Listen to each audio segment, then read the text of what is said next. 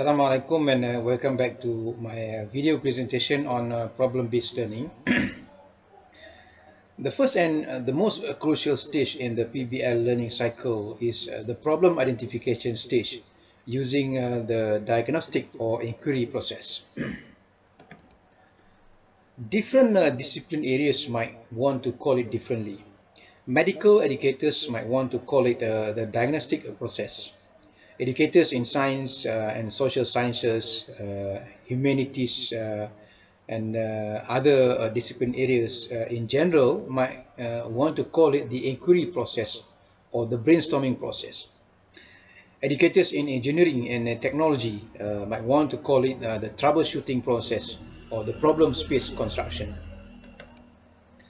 Some PBL practitioners had even adopted and adapted the diagnostic process from medical education in different discipline areas, including in social sciences, humanities, and engineering education.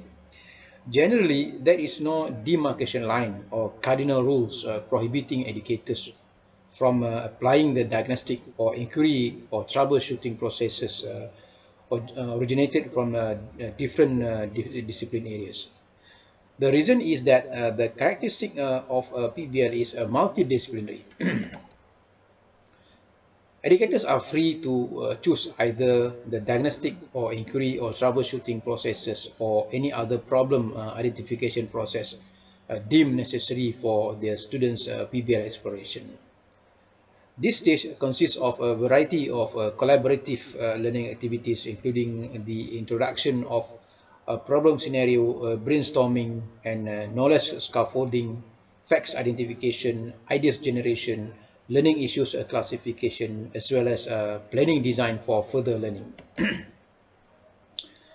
In this short presentation, I'm going to share an example of the problem identification or inquiry process commonly used by PBL practitioners called FILA or FACTILA. In problem-based learning, whenever the learner encountered with a problem, he or she might first want to understand the problem. This phase we call problem identification. In problem identification, one might use a specific approach such as a FILA or FACTILA approach, often used by those in medical studies. The learner might want to identify what are the facts, or F. Based on the facts, the learner might want to think over it, and he or she might use his or her prior knowledge to understand the facts and later propose his ideas or her ideas, or which is I. The ideas might be something closely related to the facts or interconnected in some way or another. Through better understanding upon facts and ideas, the learner might at this moment be able to identify the learning issues, which is L, which often related to his or her previous knowledge of the classification of knowledge or subject matters. Often, learning issues will direct the learner towards the multidisciplinary of the problem, since every problem in the world is naturally multifaceted and made of various interconnected questions and require a multidisciplinary solution. Having identified the learning issues, the learner at this point should already be able to make his decision upon the problem-solving plan. This plan should be action-oriented, and thus we call action plan, or A. Among the most important thing for the learner to do is to study further about the problem, and this requires reading, online surfing, interviewing, observing, researching, reflecting, and etc. And more often than not, this learning process is a combination of self-directed learning and group-directed learning, in which one or more persons are facilitating the process. Factila is another variation of FILA. It is an extension of FILA with one additional step called terms, after the first step of fact identification in FILA. At this step, students should be able to identify important terminologies, abbreviations, unique phrases, proper names, or any strange or difficult to understand words. They will apply a cross-reference to dictionaries thesaurus, encyclopedias, or any other related sources instantly. To have a better understanding of how phyla and factila could be applied, let us briefly conduct the inquiry process using these inquiry approaches. The authentic problem scenario is based on a real-world setting of a news report dated May 26, 2020 from the Straits Times of Singapore, entitled Coronavirus Experts Criticize Malaysia's Discriminatory Policies Against Children of Medical Frontliners in Childcare Centres. Here is the redesigned authentic problem scenario.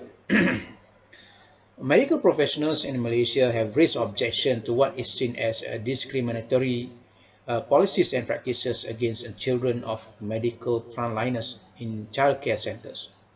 Malaysian Medical Association MMA President Dr. N. Ganabhaskaran criticized the updated standard operating procedure for childcare centres set by the Women, Family and Community Development Ministry. The MMA finds it disturbing and is shocked that such a policy had been approved by the ministry concerned and circulated by the Welfare Department. These are the expected learning outcomes. One, students should be able to relate the impact of COVID-19 to childcare centres. Two, to identify the current issues related to children of the frontliners, families in daycare centres. And three, to propose better solutions for the improvement of daycare centres management and SOP during the pandemic of COVID-19. The 3C3R problem design analysis showed that there are the components of 3C3R. First, the core components. One, the content component. Issues and learning content are related to COVID-19 pandemic based on STEAM or aspect of the scientific, technology, engineering, arts and mathematics, as well as the curriculum content of the study program at the specific institutions. Two, the context component. Classroom discussion in the group, visits, online sharing, surveys, and interviews, etc. are possible. Students should be brought as close as to the issues and the content and let them learn as experts in the field. Three, the connection component. The connection between students' previous knowledge and understanding, as well as skills related to COVID-19 and other pandemics with the learning outcomes and future learning based on STEAM. Second, the processing components. The researching component. Based on this question, we could understand what are the process that student could be going. Uh, which part of the problem scenario requires students to do the research? What is the connection between research activities and the learning outcomes? Any resources provided? What about the breadth and depth of their research exploration? Two, the reasoning component.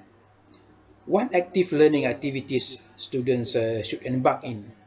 How would they be assessed? How does the lecturer conduct the facilitation process? And three, the reflecting component. What is the level of reflection should they achieve? How to assess their reflective learning? In the inquiry stage, students were posed with this question. As a concerned citizen and social service expert, what should you do? The students then start their inquiry process using factila approach. Here is the least expected result of the inquiry process. First, facts identified.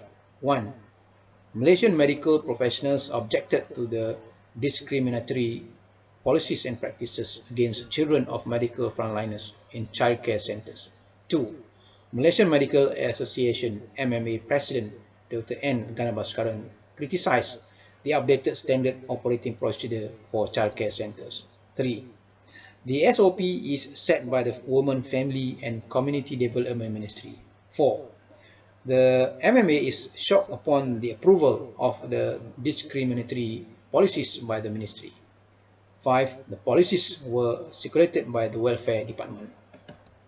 Second, terms identified and should be cross-referred. 1. Medical professionals. Who are they? 2. Discriminatory policies and practices. What is discrimination? What is policy? 3. Medical frontliners. Who are they? 4. Childcare centers. What is it? 5. Malaysian Medical Association, MMA. What is it? 6. Dr. N. Ganabhaskaran. Who is this guy? 7. Standard Operating Procedure for Childcare Centers. What is the ASOP?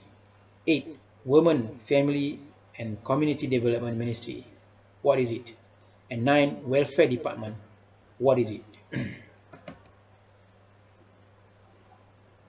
Third, ideas generation. Based on the fact identified, students should be able to generate as many as ideas by connecting their previous knowledge and understanding of the problem scenario. These are among the ideas they could be able to generate. 1. Growing dissatisfaction over new government's policy to fight the COVID-19 pandemic. 2. The frontliners are those from medical professions. 3. The ministry must have a reason or reasons or justifications to propose the new policies. 4.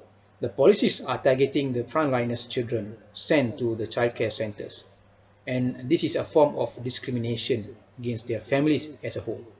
And 5. The childcare centers are supposed to follow the new policies. Students are expected to generate more ideas. Fourth, learning issues identification. Based on both the facts identified and ideas generated, students should be able to identify some specific related learning issues. For instance, based on the first idea, the growing dissatisfaction over new government's policies to fight COVID-19 pandemic, there could be learning issues such as 1. What are among the new government policies related to efforts of fighting the COVID-19 pandemic? 2. Why some of the policies were disregarded and criticized? And 3. How was the COVID-19 pandemic situation in Malaysia? Based on the second idea, the frontliners are those from medical professions. There could be learning issues such as 1. How many frontliners from the medical professions? 2. Who else considered as frontliners during COVID-19 pandemic? Based on the third idea, the ministry must have a reason or reasons or justification to propose the new policies. There could be learning issues such as 1. What are the ministry's justifications? 2. How the ministry justified their decision. Based on the fourth idea, the policies are targeting the frontliners' children sent to the childcare centers, and this is a form of discrimination against their families as a whole. There could be learning issues such as 1.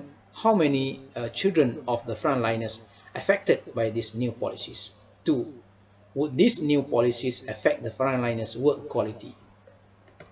And based on the final idea, the childcare centers are supposed to follow the new policies. There could be learning issues such as 1. How many childcare centers affected by these new policies? And 2.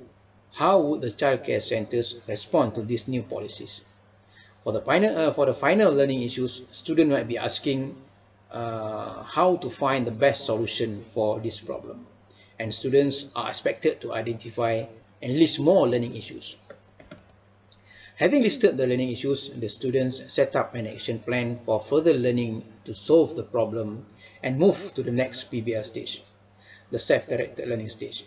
In any time, they could also return to the overall result of the inquiry process. FILA or FACTILA is only an example of how inquiry process could be employed.